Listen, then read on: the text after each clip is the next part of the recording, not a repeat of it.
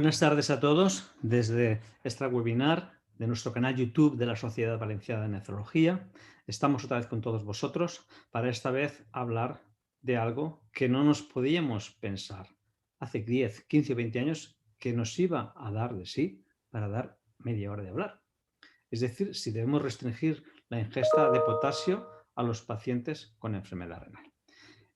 Realmente estamos haciendo cosas novedosas. La Sociedad Valenciana de Nefrología está haciendo cosas novedosas y nuestro canal YouTube está haciendo cosas novedosas. Os agradecemos, en primer lugar, la Sociedad Valenciana de Nefrología, que le tenemos ahí en la foto, en la primera diapositiva a la izquierda. En segundo lugar, a AstraZeneca, que hace un patrocinio no condicionado de esta webinar. Y sobre todo a todos vosotros, a nuestros casi ya 4.000, exactamente 3.910 seguidores de nuestro canal YouTube, que intentamos dar una información abierta y lo más independiente posible. Hoy vamos a hablar de lo que he comentado hace un momentito, una cosa que no plantearíamos hace 10, 15 o 20 años, si debemos restringir o no la ingesta de potasio a los pacientes con enfermedad renal crónica. Y para ello tenemos como ponente el doctor Alex Cases. Alex Cases, doctor, es nefrólogo del Hospital Clínic de Barcelona y es un experto en estos abordajes de la dieta, experto en microbiota, experto en enfermedad renal crónica, y nos va a dar su visión para ver qué es lo que podemos hacer hoy con nuestros pacientes respecto a la hipercalemia, respecto a la dieta, respecto a otros tratamientos, porque todos conocemos y sabemos que aquellos tratamientos que son cardio y nefroprotectores van a incrementar las cifras de potasio en plasma. Cuando quieras, Alex, también os comento que podéis hacer vuestras preguntas a lo largo de la charla o incluso al final para que haya un debate. El doctor Cases estará los primeros 25 minutos y luego será debate. Y también podéis seguirnos por nuestro canal YouTube en directo. No obstante, la plataforma Zoom, hemos tenido que ampliar la plataforma Zoom hasta 500. Tenéis espacio para poder incluiros por la plataforma Zoom. Cuando quieras, Alex. Bien, José Luis, gracias por la invitación. Gracias por tus amables palabras de amigo, más que otra cosa. Quisiera agradecerte la invitación, agradecer por supuesto a la Sociedad Valenciana de Nefrología, que realmente creo que es un ejemplo de lo que tiene que ser una sociedad científica a día de hoy, dando servicio no solo a sus socios, sino también a otros que os seguimos desde hace mucho tiempo, y por supuesto a AstraZeneca. El tema que me ha tocado hablar es si debemos restringir la ingesta de potasio en los pacientes con enfermedad renal crónica. Y vamos a empezar con una pregunta. ¿Prescribes habitualmente una dieta baja en potasio a los pacientes con enfermedad renal crónica o en diálisis?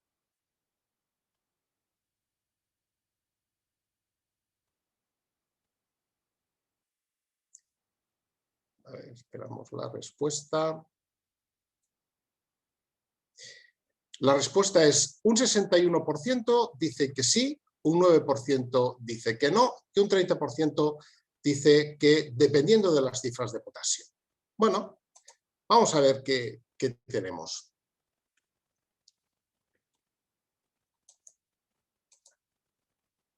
Bien, en primer lugar, todos sabemos que a medida que se deteriora la función renal, aumenta la prevalencia de hipercalemia.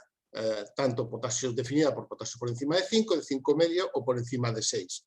Los estadios, especialmente estadio 5 o estadio en diálisis, son los que más incidencia de hipercalemia presentan. Esta hipercalemia se asocia con un incremento de mortalidad. No solamente esto, sino que si en la población general se aumenta el riesgo, cuando un paciente además tiene otras comorbilidades como diabetes, enfermedad renal crónica o especialmente su combinación, a igual aumento del potasio, mayor mortalidad. Y eso es lo que tenemos en nuestros pacientes, una población de pacientes con enfermedad renal crónica, muchos de ellos diabéticos y muchos de ellos también con insuficiencia cardíaca. Por lo tanto, tenemos un problema, tenemos el potasio, la hipercalemia y tenemos una necesidad no cubierta. ¿Qué es lo que hacemos habitualmente? Ya lo hemos visto en la encuesta. Lo primero que hacemos es cambiar la dieta, ¿no? Pero tenemos que pensar que las dietas bajas en potasio son cardiovascularmente saludables y además para los pacientes es complicado adherirse a ellas. cosas, ¿no?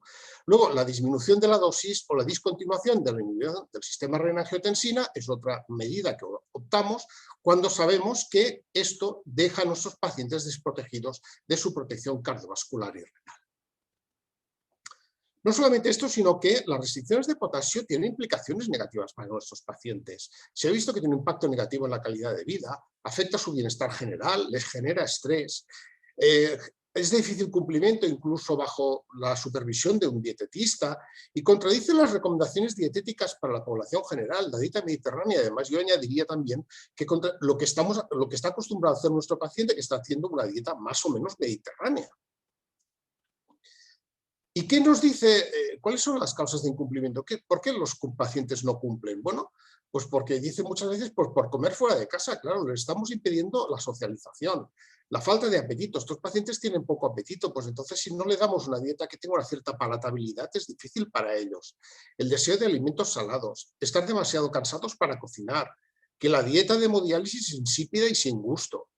Dificultad para analizar la composición nutricional de los productos, sentirse privado con las restricciones, dificultad de motivarse para comer los alimentos adecuados. Todo esto son problemas que nos refieren los pacientes. Y además las dietas renales pueden deteriorar el estatus funcional y, como hemos comentado antes, empeorar la calidad de vida. Y la pregunta es, ¿hay evidencias del beneficio de una dieta baja en potasio en mejorar la hipercaliemia en los pacientes con enfermedad renal crónica? Pueden votar.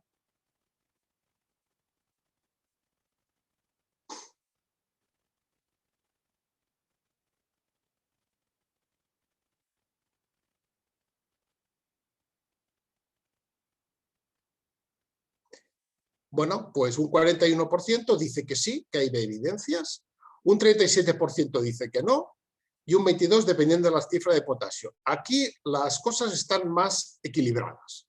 Bueno, vamos a ver qué nos dice la literatura.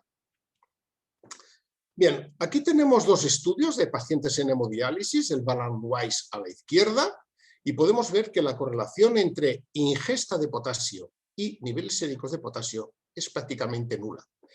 Y a la derecha, el estudio Nutritional Inflammatory Evaluation en Dialysis, 224 pacientes en diálisis, y vemos que la correlación entre niveles de potasio y ingesta de potasio es también muy pobre, solo explica al menos del 2% de la variabilidad. Fíjense que entre aquellos pacientes que recibían solo 500 miligramos de potasio en su ingesta habitual y los de 4 gramos, esa gran diferencia, la diferencia que había al final era de 0,4 miligramos por decilitro, es decir, realmente es poca la diferencia.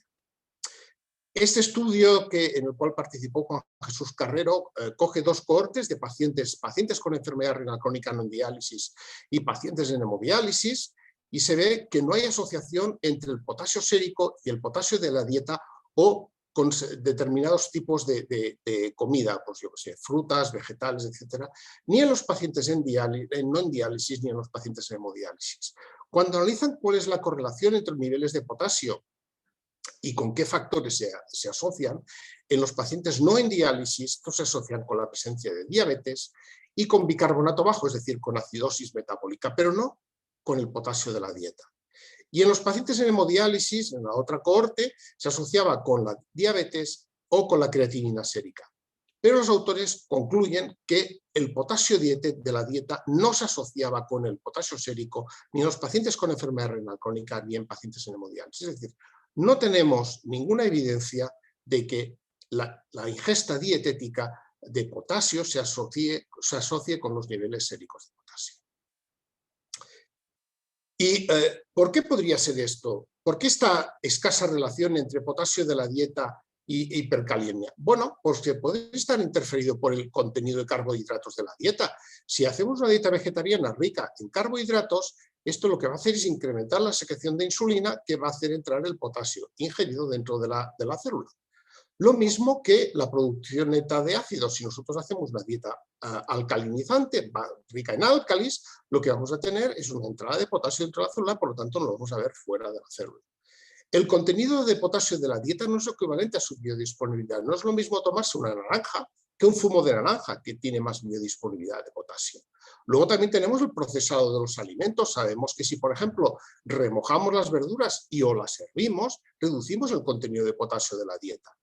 Pero también poco podemos olvidar las fuentes ocultas de potasio, los aditivos alimentarios, la sal de régimen, etc. Y el hábito intestinal, porque los pacientes con enfermedad renal crónica avanzada o terminal presentan con mucha frecuencia estreñimiento, y hablaremos un poco más adelante.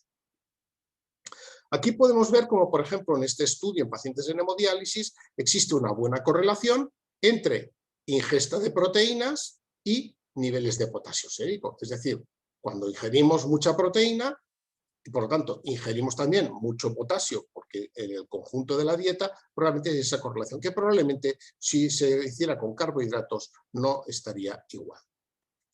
Pero también hay otro aspecto, que son los aditivos alimentarios. Aquí podemos ver cómo aditivos alimentarios que se ponen a la carne, estos son datos de Estados Unidos, fíjate, puede llegar a triplicar en según qué casos los niveles de potasio de la carne.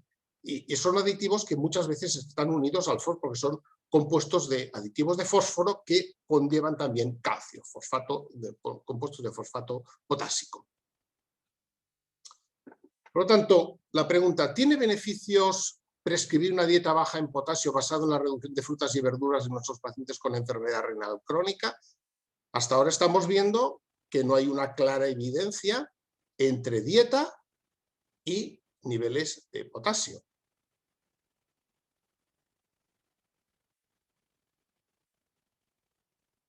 ¿Cuál es la opinión?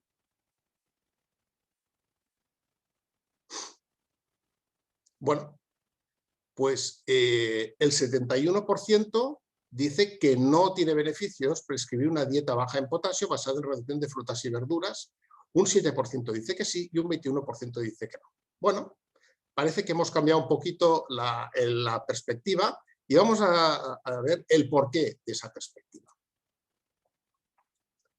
Bien, decía Hipócrates ya hace 2500 años, el padre de la medicina, que deja que la medicina sea tu alimento, que el alimento sea tu medicina.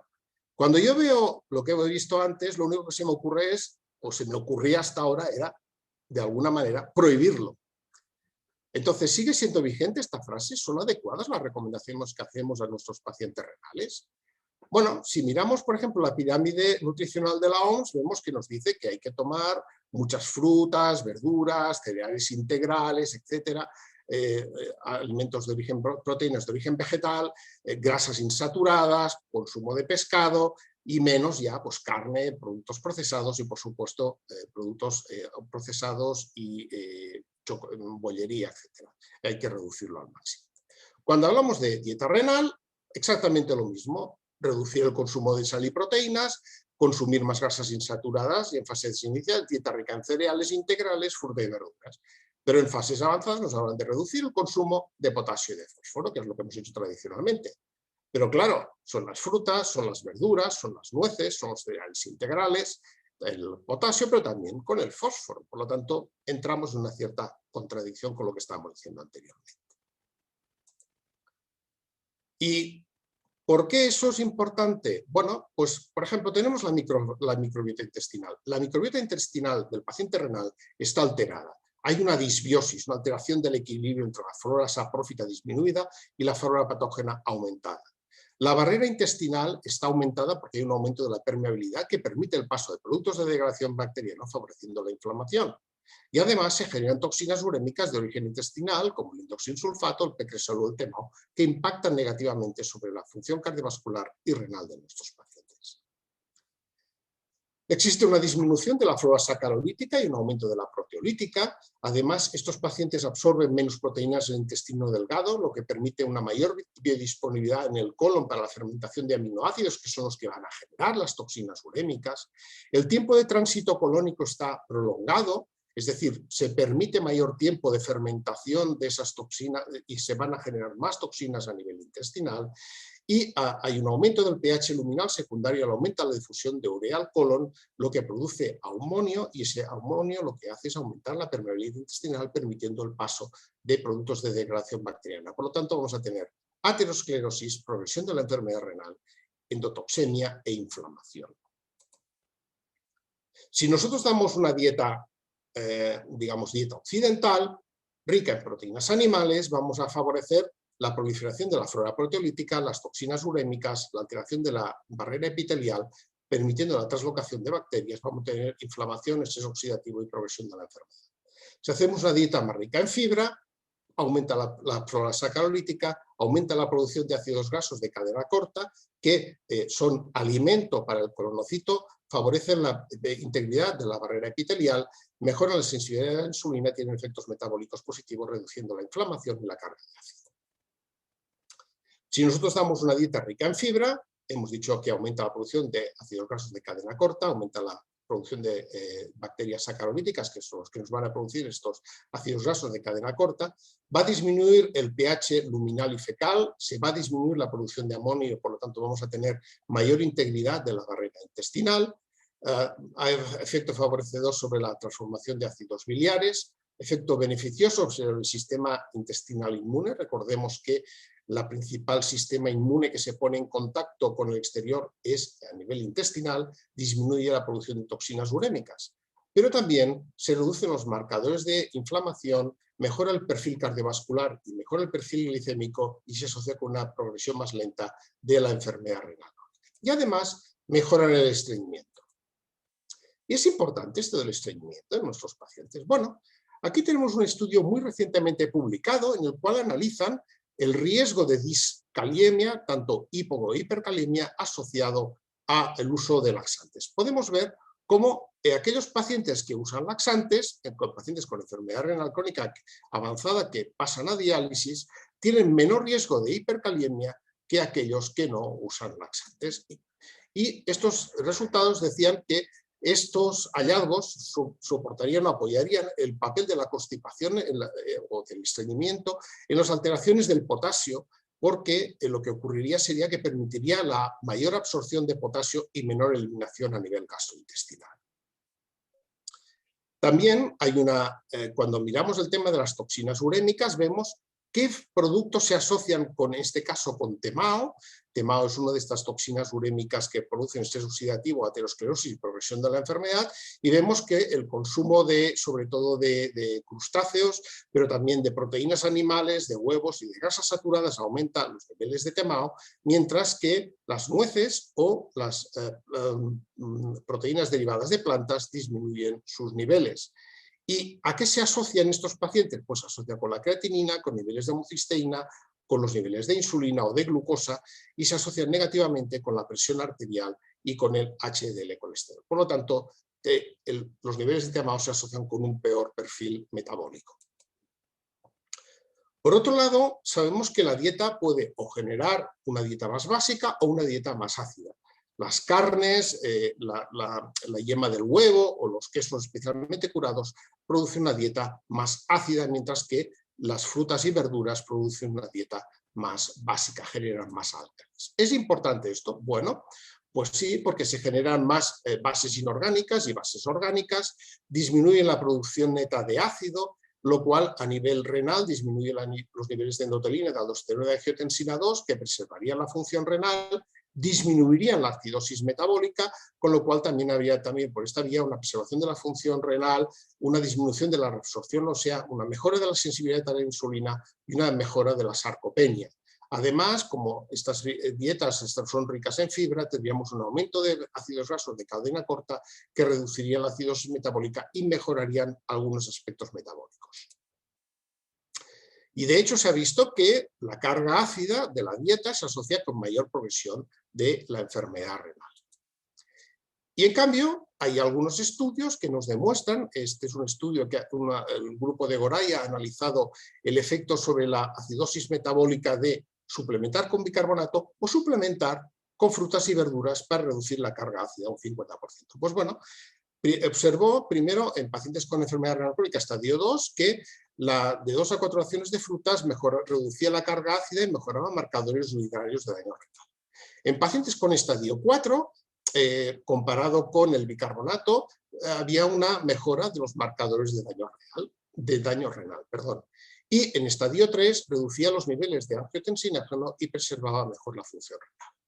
Este último estudio lo siguió a 5 años y vemos cómo, independientemente de que utilicemos frutas o verduras o bicarbonato versus el tratamiento habitual, había una corrección de la acidosis, una menor progresión de la disfunción renal, menos 18 mililitros minuto del siglo XX, menos 12 y menos 10, mejor control de la presión arterial solo en el grupo de frutas y verduras, y además había un mejor control del índice de masa corporal, una reducción de la LPA, mayores niveles de vitamina K1, que se asocia con una reducción de la calcificación vascular, y era comparado no solamente con el grupo normal, sino también con el grupo de bicarbonato. Estos mismos autores han publicado muy recientemente otro estudio de estos mismos 5 años y tenían menos eventos cardiovasculares, 0 en el grupo de frutas y verduras, 2 en el grupo de bicarbonato versus 6 en el grupo de tratamiento habitual, y una mejora clara de los scores de salud y de costes de medicina, tanto frente al tratamiento habitual como frente al propio bicarbonato. Por otro lado, sabemos que el contenido de fósforo también es importante. Si el fósforo es inorgánico, se absorbe un 100%, si es orgánico a través de proteínas animales, se absorbe un 40-60%, pero si es de proteínas de origen vegetal, se absorbe menos porque el fitato impide su absorción y nosotros no tenemos fitasa y la absorción es del 20 al 50%. Eso se ha traducido en que una dieta vegetariana reduce los niveles de fósforo, de FG23 o la fosfaturia, y una dieta con un 70% de proteínas de origen vegetal reducía la fosfaturia, la excreción urinaria de sodio y la acidez titulable. Es decir, reducía el sodio, reducía la acidez y reducía la fosfaturia. Es decir, estábamos mejorando todos los aspectos que nos interesan. Por otro lado, se ha dicho clásicamente que hay que asegurar un porcentaje de proteínas, especialmente proteínas de alto valor biológico en nuestros pacientes, dado que les hacemos una restricción proteica. Y siempre estamos pensando pues, en proteínas de carnes o pescados, pero realmente también, incluso con algunas suplementaciones de vegetales, también podemos conseguir estas proteínas de origen, digamos, de alto valor biológico. Y por lo tanto, de lo que se trataría sería de reducir al máximo el consumo o la absorción de fósforo, por supuesto, evitando los aditivos de fósforo, evitando los productos derivados de la leche, utilizando más productos derivados de plantas que tienen una baja biodisponibilidad de fósforo y consumir menos carne o pescado que tienen una biodisponibilidad intermedia. Entonces, la dieta vegetariana, además de ser pobre en proteínas y tener menor biodisponibilidad de fósforo, son ricas en glicina y alanina, y se ha visto que tiene un efecto favorable sobre la hemodinámica glomerular y la albuminuria. Sabemos que la dieta hiperproteica produce hiperfiltración. Pues curiosamente, cuando estas proteínas provienen de plantas, esa hiperfiltración es menor. Por lo tanto, hay que evitar sobre todo quesos y derivados de la leche que tienen mayor porcentaje de fósforo, y también bebidas gaseosas. Por lo tanto, lo que estamos viendo es que una dieta más rica en vegetales disminuye las grasas, disminuye el cociente, aumenta el cociente de grasas poliinsaturadas y grasas saturadas, disminuye los carbohidratos, disminuye también, aumenta la fibra, disminuye las proteínas, disminuye el fósforo, la disminución de carbohidratos disminuiría los AGEs, el efecto de la fibra sobre la microbiota disminuiría las toxinas urémicas y aumentaría los ácidos grasos de cadena corta, la disminución de proteínas tendría un efecto de disminución de los lipopolisacáridos y de la inflamación, y por lo tanto tendríamos un beneficio claro a nivel metabólico. Además, la disminución de fósforo, la sobrecarga de ácido y la sal, disminuía FG23, la acidosis, la presión arterial, efecto beneficioso a nivel renal y a nivel cardiovascular. Pero además no debemos olvidar los micronutrientes de la dieta, en el que tenemos pues, la N-acetilcisteína, los flavonoides, los carotenoides que tienen efecto antioxidante, antiinflamatorio, vitamina C, vitamina K, B12, fólico y otros minerales. Y de hecho, varios estudios han analizado el beneficio que pueda tener una dieta basada en plantas. Bueno, pues aquí se ve que una dieta basada en plantas se asocia con un menor riesgo de mortalidad, aunque no con progresión a enfermedad renal crónica. Una dieta DASH, que es una dieta parecida a una dieta mediterránea una menor adherencia se asocia con mayor riesgo de insuficiencia renal terminal. El consumo de frutas y verduras se asocia con una menor incidencia de mortalidad por todas las causas o de mortalidad cardiovascular, aunque no así otras dietas como la dieta mediterránea o una dieta basada en plantas. En pacientes trasplantados renales mejora el perfil metabólico y parece que se asocia con una menor progresión de la enfermedad renal y de la mortalidad total. Aquí tenemos, por ejemplo, un estudio en hemodiálisis. Vemos que el consumo de frutas y verduras se asocia con una tendencia a una disminución de la mortalidad cardiovascular, una clara reducción de la mortalidad no cardiovascular y una reducción de la mortalidad total. También, si miramos los patrones saludables, que sería, digamos, menos consumo de grasas, de azúcares y de productos procesados, se asocia con una menor mortalidad en estos pacientes y con una menor incidencia de enfermedad renal crónica y albuminuria en otros estudios. Y de hecho, si miramos el cociente sodio-potasio o la eliminación de potasio urinario como proxy de la ingesta dietética, vemos como en prácticamente todos estos estudios hay una mejoría en color verde. En cambio, 2 estudios no hay asociación. En un estudio se asocia además con una menor mortalidad y solo el estudio CRIC se asoció con un mayor riesgo de eventos renales. Sin embargo, las críticas es que había un menor efecto en fases más avanzadas de la enfermedad y hay pocos estudios en ERCA o en diálisis. Los estudios que han comparado una dieta rica en frutas y verduras para tratar la acidosis metabólica no se han asociado con mayor riesgo de hiperpotasemia, tampoco en una dieta baja en proteínas de origen vegetal versus una de origen animal, y debemos recordar que una adecuada cocción y otras técnicas culinarias reducen hasta un 50% el potasio de origen vegetal. Aquí podemos ver, por ejemplo, en uno de estos estudios, una cohorte de una clínica de dietética de pacientes renales, cómo comparar una dieta de plantas con una dieta baja en proteínas de origen animal, ni se absorbe ni mayor prevalencia de hiperpotasemia, ni los niveles de potasio originales, ni durante el seguimiento se alteran, son diferentes en los dos grupos. Potenciales explicaciones, bueno, el mayor consumo de fibra aumenta el volumen fecal y acelera el tránsito intestinal, aumentando la eliminación gastrointestinal de potasio. La biodisponibilidad de frutas y verduras de potasio no procesadas es inferior al 60%. Mejora de la acidosis metabólica, que permitiría la entrada de potasio dentro de la célula, y mejora de la sensibilidad a la insulina, que también permitiría la entrada de potasio en la célula.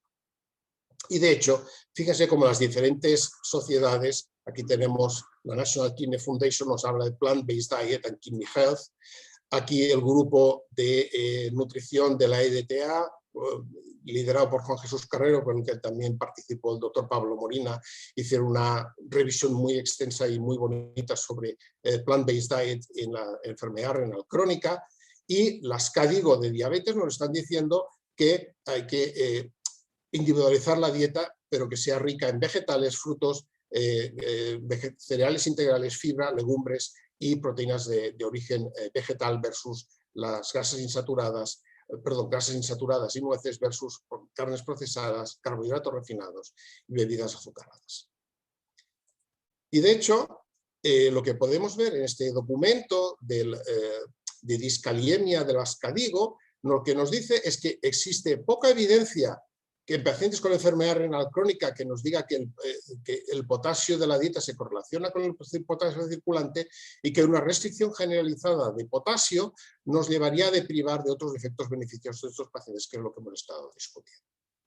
Por lo tanto, como take home messages, diría que la hipercalemia es una complicación frecuente en pacientes con enfermedad renal avanzada o en diálisis y se asocia con una mayor mortalidad, que la restricción de frutas y verduras para reducir el potasio de la dieta es una recomendación generalizada en la enfermedad renal crónica avanzada o terminal, a pesar de la escasa evidencia que lo avale, que una dieta mediterránea vegetariana o más rica en vegetales y frutas y menos en carnes rojas y alimentos procesados ofrece ventajas potenciales sobre múltiples aspectos de la enfermedad renal crónica y sus complicaciones, a pesar de la limitación del potencial riesgo de hiperpotasemia. Pero creo que si eso ocurre, en aquellos pacientes en los que eso ocurra, que no tienen que ser todos, los nuevos quelantes del fósforo pueden ayudar a mantener la calemia sin perder los beneficios de estas dietas cardio y nefrosaludables. Y quería concluir pensando que si este señor pues toma la dieta que toma, tenemos que ofrecernos a nosotros y a nuestros pacientes la mejor dieta para nosotros y para ellos. Muchas gracias. Muchas gracias, Alex. Fantástica revisión sobre el potasio y la dieta. Nos has dicho muchas de las cosas que pues, a lo mejor no se conocían y creemos que es de interés empezar a hacer preguntas. Tenemos ya algunas preguntas. Les recuerdo que podéis hacer en el chat, podéis hacer preguntas o incluso preguntas y respuestas, pero mejor en el chat. Alex, una pregunta muy rápida. Es decir, una dieta basada en vegetales, plantas en general, como has dicho, ¿puede tener un efecto aditivo sobre la nefroprotección que ejercen el bloqueo del sistema de angiotensina o los ISGLT2?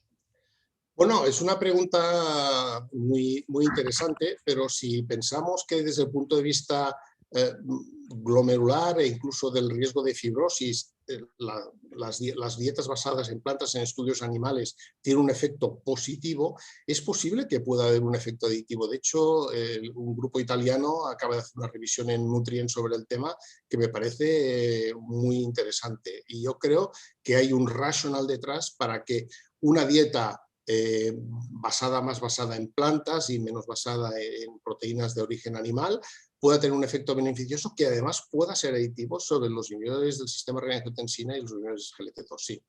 Muy bien. Tenemos aquí una pregunta, doctor Minguela. Hola, Iñaki. Cuando se habla de dieta restringida o no en potasio, ¿de cuántos miligramos al día de potasio estamos hablando? Bueno, se está hablando, las guías están hablando clásicamente de 2,5 gramos, 2.500 miligramos. El tema es que yo creo que lo que está emergiendo es primero que las dietas no son, la dieta, aquello, el one size fits all no existe realmente, y que realmente cuando hacemos una dieta baja en potasio, lo que estamos digamos, es deprivando de otros beneficios muy importantes en nuestros pacientes. Yo creo que este es el mensaje que quisiera transmitir. Muy bien, seguimos con preguntas. A ver, Alex, esto está muy bien, la teoría, pero la verdad es que a veces no escuchamos a los pacientes. ¿Qué crees tú que puede opinar un paciente que le digas que le hemos dicho toda la vida que tiene que hacer usted una dieta baja en potasio? A ver, ¿qué crees que puede decir el paciente? Que es lo que tú oyes y oímos, de hecho, que dice, ¿y qué le podemos decir ahora al paciente? Bueno, yo en este aspecto creo que es muy importante ofrecerle un consejo dietético profesional. Es decir, que lo que sería ideal, y es algo que creo que tenemos que empezar a pensar en introducir en nuestras unidades, sería unos dietetistas que de alguna manera adaptaran la dieta a la dieta del paciente. Porque cuando le estamos prohibiendo al paciente, mire usted, no coma plátanos, no coma esto, no coma, le estás haciendo un mensaje negativo, les estás transmitiendo un mensaje negativo. Lo que hay que transmitirles es un mensaje, intentarle transmitir un mensaje positivo. ¿Cómo se transmite ese mensaje positivo? A ver, ¿usted qué hace? Mire, esto sí que lo puede comer, eso también, eso también. En lugar de esto, coma lo otro, etcétera, etcétera. Esto no lo podemos hacer nosotros en nuestras consultas, esto lo tiene que hacer un dietetista.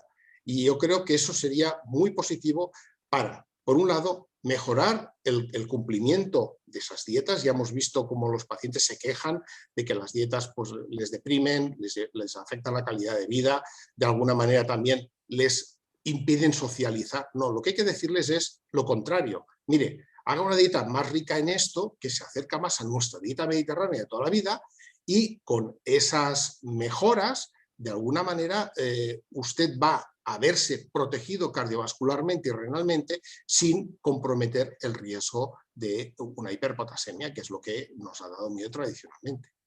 En ese sentido, es decir, ¿crees que si no existiera esa espada de Damocles de la restricción de potasio detrás de los pacientes toda la vida, el paciente quizá se le dan unas recomendaciones en base a las evidencias actuales, estaría menos preocupado, más tranquilo y quizá aceptaría mejor las recomendaciones dietéticas, ¿no? Quizá sería eso, al no sentirse privado, quizá estaría mejor, ¿no? Yo creo que sí, ¿no? Y además, quiero decir, ahora disponemos de herramientas que nos permiten, de alguna manera, mejorar muchísimo digamos, el control del potasio a largo plazo, ¿no? Porque hasta ahora hemos visto que lo que teníamos que era el Resin Calcio, realmente a lo mejor a corto plazo llega un efecto, pero claro, pues el paciente a largo plazo era inviable que lo tolerara. Ahora tenemos unas herramientas que nos lo permiten. Y yo creo que lo más importante es que esto probablemente no solamente es bueno para el paciente, sino que habría que analizar si es coste efectivo. Y yo estoy convencido que tiene que ser coste efectivo. Aquí nos apuntan desde el chat que, bueno, para resumir, deberíamos recomendar una dieta mediterránea con fruta, verdura a todos los pacientes, indistintamente del nivel de potasio sérico, y sería una estrategia añadir a la dieta, según cifras de potasio, laxantes o quelantes. ¿Cómo se conjuga todo esto?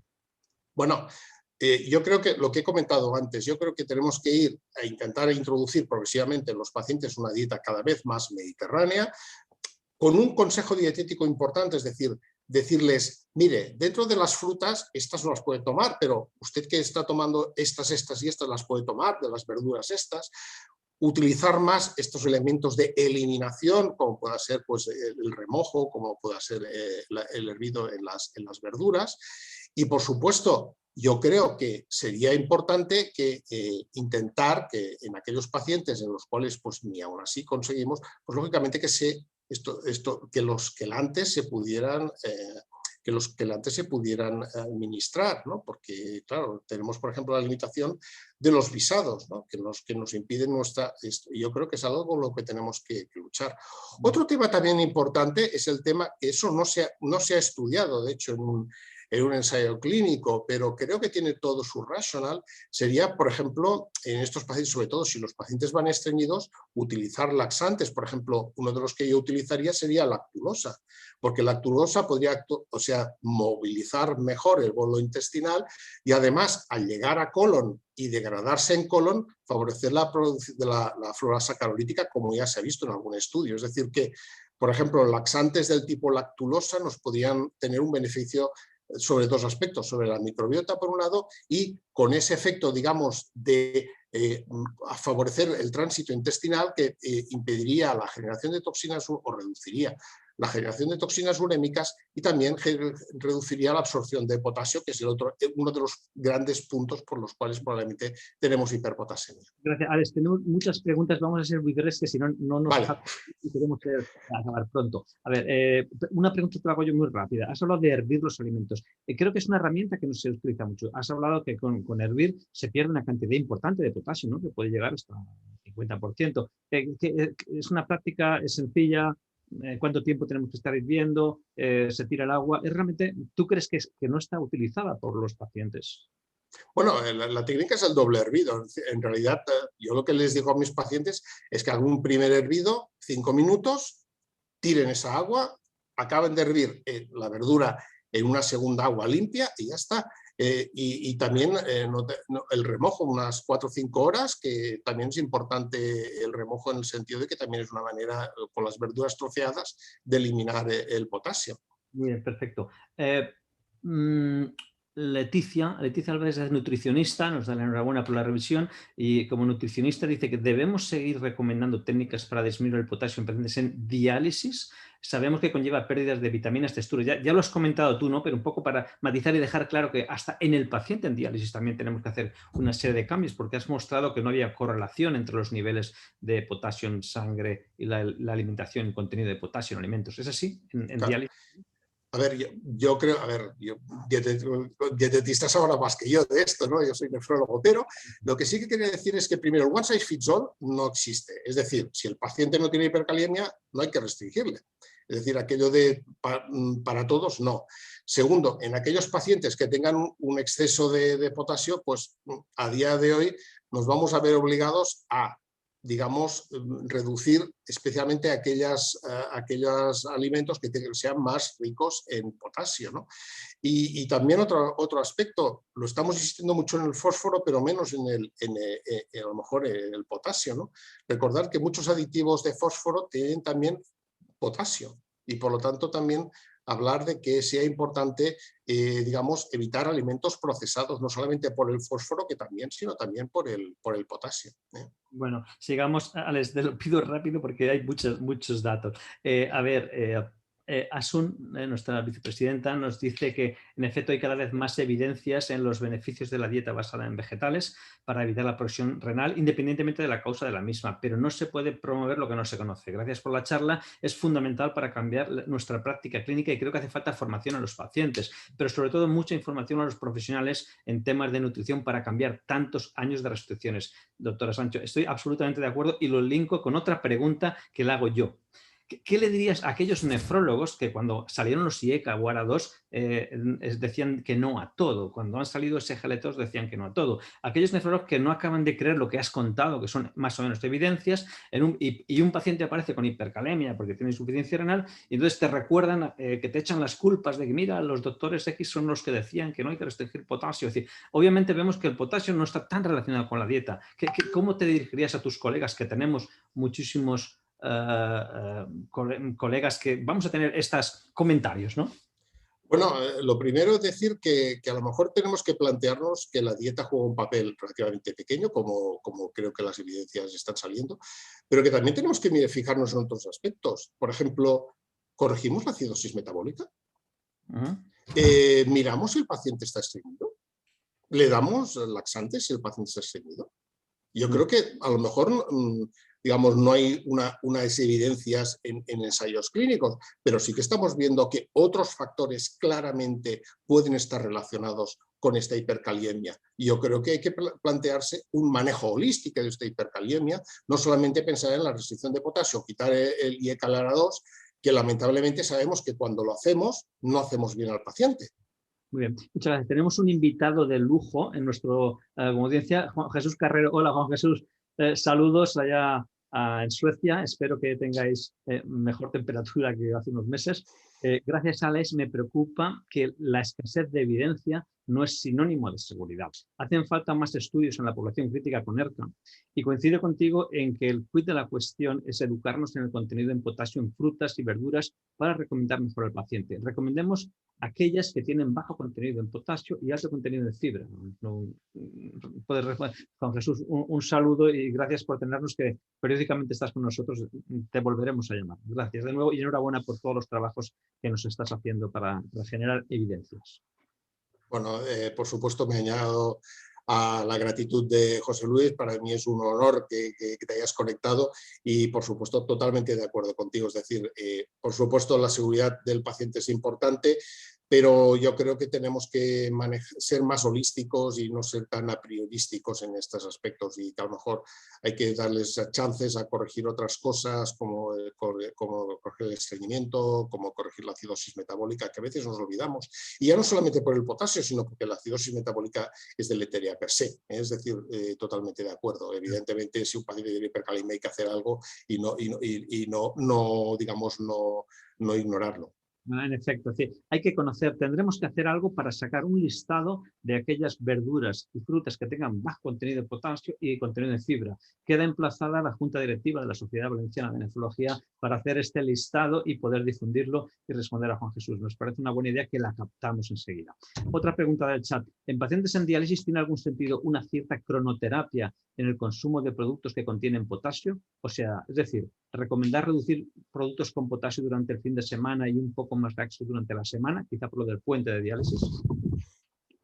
Bueno, la verdad es que no he encontrado ninguna evidencia. Puede ser una estrategia para reducir el riesgo de hipercalemia. El problema es que el fin de semana, y más en España y en los países mediterráneos, aparte de ser el día largo, es el día de que estamos con la familia, con lo cual es difícil decirle al paciente que reduzca la dieta. Es decir, creo que es una buena sugerencia. Lamentablemente, creo que tenemos el problema de que, claro, nuestros pacientes afortunadamente tienen familia, tienen un muy buen soporte familiar, que eso es algo muy típico de los países mediterráneos y que creo que tenemos que preservar a toda costa, pero lógicamente dificulta precisamente el cumplimiento terapéutico. Es importante, lo recuerdo aquí, que existe una aplicación que se llama Pupono, PUK de kilo o NO, que nos puede ayudar Exacto. bastante a esas cifras que hemos comentado de niveles de potasio, niveles de fibra. Es interesante, vamos, yo la tengo, ahora lo puedo enseñar, pero yo creo que es interesante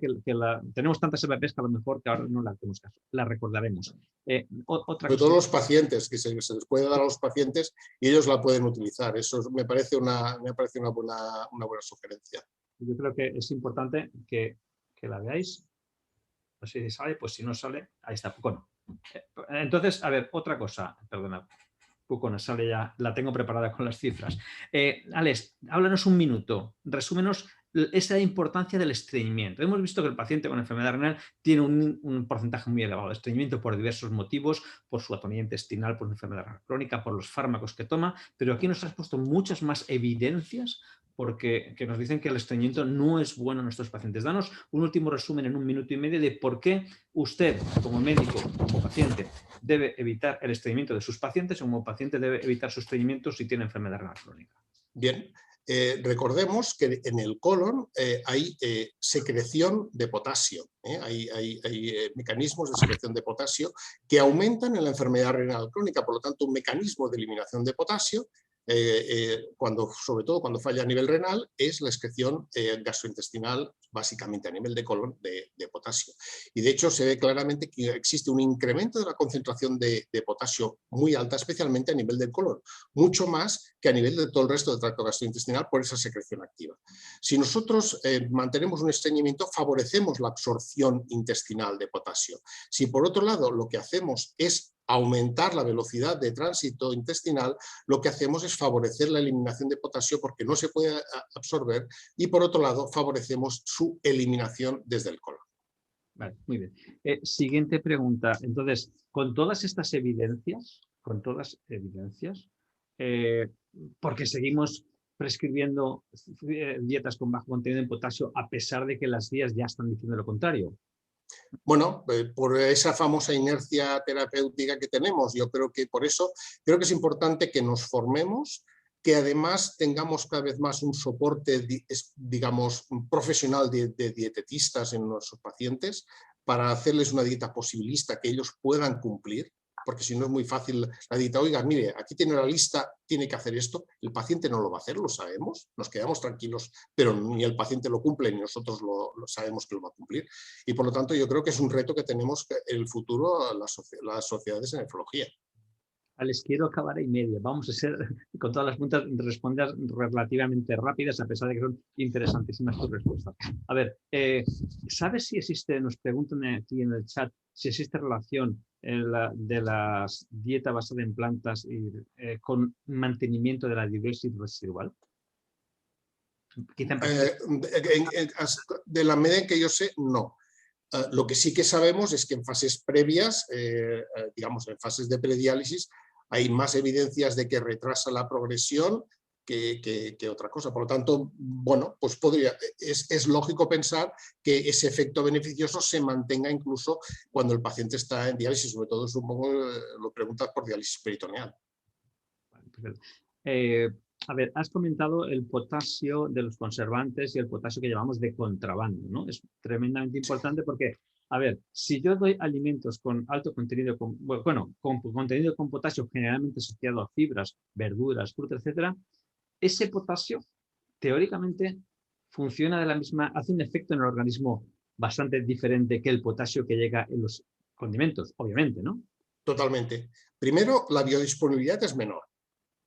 Como todo lo que va asociado a fibras. Segundo, un potasio asociado, por ejemplo, a vegetales, pues va a ser una dieta más alcalinizante, por lo tanto va a favorecer la entrada de potasio en la célula. Lo mismo que cuando, digamos, lo hacemos con carbohidratos. Los carbohidratos favorecen el aumento de insulina y la entrada de potasio en la célula. Un potasio inorgánico se absorbe a full y sin ningún otro mecanismo compensador. Respuesta. Muy, muy claro, muy claro.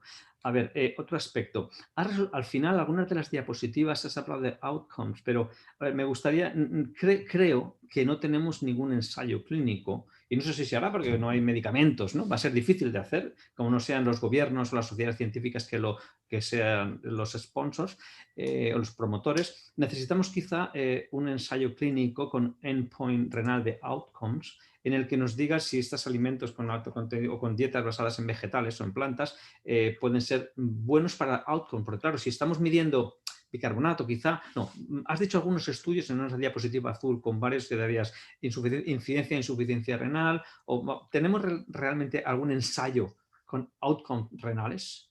Sí, de hecho, he presentado, lamentablemente es el de los pocos que conozco, es el estudio de Goraya. Goraya lo que hizo fue coger 3 grupos de pacientes, control habitual, bicarbonato para corregir la citosis o dar una dieta rica en frutas y verduras, de 2 a 4 piezas de fruta y de verdura en cada, digamos, de suplemento para reducir la carga ácida. Bueno, pues con una N relativamente pequeña ha demostrado retraso en la progresión de la función renal, mejora del perfil metabólico, incluso respecto al bicarbonato, y menos eventos cardiovasculares. 0 versus 6, ¿de acuerdo? Es una N pequeña, pero ahí tenemos. Lo que sí que estoy de acuerdo contigo es que necesitamos estudios a gran escala para que nos demuestren ese beneficio en hard endpoints y tal. Pero alguna evidencia pequeña, pero a verla, hayla. No. En ese sentido, hay estudios en hipertensión que han demostrado que las dietas con alto contenido en potasio, teóricamente, pacientes o personas con función renal más o menos normal, sí que ejercen un efecto incluso de una reducción de presión arterial, y lo has comentado tú. ¿Existen datos sobre progresión? Has dicho algún aspecto en tu charla, ¿no? Pero de la misma forma que tenemos esos aspectos en hipertensión, datos sobre dietas con elevado contenido de potasio, ¿sabes si hay subanálisis de los grandes o los pocos estudios de progresión renal que hayan analizado de alguna manera el contenido de potasio en la dieta? Bueno, o han analizado el contenido de potasio, o sobre todo muchos lo que han medido es el potasio en orina como un marcador. Claro, son análisis post-hoc con todas las limitaciones, y en los que hay parecen demostrar un cierto beneficio. El único estudio que además es observacional, no es un ensayo clínico aleatorizado, que es el CRI, que es el que único demostró más eventos renales. Los otros parecen ir en tanto los estudios observacionales como los análisis post-hoc, con todas las limitaciones, primero porque son análisis post-hoc y segundo porque exactamente la dieta no se ha mirado, si no se han mirado estos endpoints subrogados, parecen también un cierto beneficio. Pero me gustaría que, como dices tú, que hubiera un estudio aleatorizado, bien hecho, macro, que demostrara este beneficio. Desde el chat nos dicen, me parece muy importante insistir, Ana, gracias por estar ahí, como siempre, en la dieta posibilista. No prescribamos aquello que el paciente no puede comprar, no puede ingerir, y no olvidar la salud bucodental, que es tremendamente importante, y nos olvidamos de los pacientes con enfermedad crónica. Gracias, nos felicita. Y una dieta posibilista. Alex, ¿cómo teníamos que trabajar con los nutricionistas y los pacientes para hacer una dieta posibilista? Bueno, lo primero que tiene que hacer, que eso lo tienen que hacer los nutricionistas, sentarse y decirle al paciente, ¿usted qué come? Y yo, pues mire, yo me gusta, pues yo qué sé, pues un potaje vale, pues a lo mejor el potaje lo va a hacer, pero tantos días a la semana, en el potaje meta esto en lugar de lo otro, etcétera, etcétera. Es decir, cambiar lo mínimo posible los hábitos dietéticos del paciente para que eso no signifique una intromisión y un cambio radical en su dieta, porque eso es lo que de alguna manera, digamos, no favorece el cumplimiento, sino hacer una dieta adaptativa, pero esto requiere una individualización de la dieta al paciente. Yo creo que ese comentario que acabas de leer es totalmente adecuado, y estoy totalmente de acuerdo con él, lo compro. Está muy de moda el ayuno intermitente. Claro, el ayuno intermitente es una forma de generar cetosis al fin y al cabo, ¿no? Para quitarte el apetito, es el motivo. Claro, cetosis, esto es acidosis metabólica, que en un paciente con enfermedad renal puede ser más grave. ¿Deberíamos desaconsejar a nuestros pacientes este ayuno intermitente por el riesgo de hiperpotasemia vinculada al estado de ácido base? Bueno, no sé qué se ha mirado, pero tiene todo el sentido. Es decir, si lo que estamos diciendo es que cuando hacemos una dieta alcalina, que por lo tanto de alguna manera favorece la entrada de potasio a la dieta, adentro de la célula tenemos menos potasio sérico, pues lógicamente, sobre todo una subida rápida de los niveles de ácido en un paciente que tenga ya un potasio en el límite alto, como puede ser perfectamente en nuestros pacientes, lo puede poner en riesgo. O sea que me parece una medida, o sea, totalmente desaconsejable. Totalmente de acuerdo. Bueno, me parece una buena observación. Alex, no existe, al fin, por mucho que hemos hablado en la Unión Europea, no acaba de existir una normativa, ni para fósforo, que hemos peleado mucho, ni para potasio en los conservantes. ¿Qué debemos hacer? Las sociedades científicas, ¿a quién nos dirigimos? ¿A un político sensato si encontramos, que no creo que encontremos? No lo sé. ¿Qué hacemos con esto? La normativa de conservantes para fósforo, potasio en pacientes con enfermedad renal. Bueno, yo creo que lo que tendríamos que decir, vale, ustedes no quieren enfrentarse a la industria alimentaria porque es lo que está pasando. El fósforo y el potasio inorgánicos son buenos, bonitos y baratos para lo que quiere la industria, como el aceite de palma, como 50.000 historias de estas que no se están consiguiendo eliminar de la dieta. Bueno, al menos lo que yo pediría es que hacen como los americanos, que donde ponga fosfato o ponga potasio, que lo escriban, no que pongan E327, que nadie sabe qué narices es. Es decir, si ustedes lo dicen, vale, muy bien, pero pongan esos aditivos con su nombre. Muy bien, perfecto. Para acabar, queremos agradecer a los montones de preguntas que hay y por ceñirnos a la hora total, incluso un poquito menos. Debemos recomendar las guías, las evidencias, dietas sin restricción de potasio, dietas basadas en plantas o vegetales que permitan evitar el estreñimiento, fibra, contenido en potasio con todos los beneficios que hay. Entonces, esto supone un problema de riesgo de posible hipercalemia, porque si estamos dando medicamentos cardionefroprotectores, quizá algunos estudios no parece que han hecho una relación directa entre el contenido de fósforo y los niveles el contenido de potasio en la dieta y niveles de potasio en sangre, pero aquí entran los nuevos quelantes. Hemos trabajado 50 años con un quelante, el colesterol sulfonato cálcico en España, Restin Calcio, pero que produce estreñimiento y nos acabas de decir todo lo que produce el estreñimiento y lo malo que es para el paciente, para la microbiota y para muchos otros aspectos. ¿Cuál es el papel, yo creo que esta es la última pregunta, de los nuevos quelantes? Que en este momento tenemos dos quelantes, patiromer y ciclosilato de circonisodio, que creemos que pueden ser muy importantes en el papel del mantenimiento de fármacos cardionefroprotectores y para mantener estas otras evidencias que gotita a gotita podemos completar el puzzle para mejorar el pronóstico del paciente renal. ¿Cuál es desde tu punto de vista, y con eso quisiéramos cerrar, el papel de los nuevos quelantes en esta situación, en la enfermedad renal crónica y en la nefrología? Bueno, yo creo que son fundamentales. Es decir, por primera vez en los últimos 50 años, creo que, o 60 años, creo que salió en 1958 el resin sodio en aquel momento en Estados Unidos, no hemos tenido hasta ahora nada que fuera eficaz y además absolutamente, digamos, con una buena eficacia y sobre todo con una mediana tolerancia. Todos sabemos que, digamos, la palatabilidad es horrorosa y además la tolerancia gastrointestinal es peor todavía, sobre todo a medio y largo plazo, que hace que los pacientes lo tengan que abandonar. Por primera vez tenemos estrategias que nos permiten controlar el potasio, controlar la hiperpotasemia con una buena tolerancia y un efecto sobre todo mantenido a largo plazo con estos dos, que son fármacos eficaces y seguros. Yo creo que el futuro pasa porque de alguna manera como sociedades científicas convenzamos a la administración que también nuestros pacientes tienen que ser, digamos, susceptibles de este tratamiento por los beneficios, tanto sobre la liberalización de la dieta, una dieta más sana, más cardio y nefrosaludable, y sobre todo porque permita mejor seguir utilizando aquellos fármacos que a pesar del riesgo de hiperpotasemia protegen cardiovascularmente y renalmente a nuestros pacientes. Es decir, yo creo que ahí las sociedades científicas se tienen que mojar y presionar. Muchas gracias. Para quitar este IPT que está muy restringido en este momento, ¿no? Por supuesto. Muy bien. Muchísimas gracias, Alex. Fantástica, he disfrutado. No sé, imagino que el público también. Yo he disfrutado, he aprendido muchísimo y gracias por tenerte con nosotros. Gracias a la Sociedad Valenciana de Nefrología por mantener este nivel de formación, Open for Medical Continuing Formation o Education. Y a AstraZeneca por estar detrás con esa elegancia de, bueno, dejarnos hacer lo que creemos que es importante para los pacientes, los nefrólogos, los médicos y las personas que trabajamos en riesgo cardiovascular y enfermedad renal crónica. No quisiera despedirme sin recordar que el día 26, miércoles, tenemos el webinar de todo lo que usted quiere saber sobre COVID en enfermedad renal crónica, diálisis y trasplante y no se atreve a preguntarlo, se lo preguntará a 5 expertos.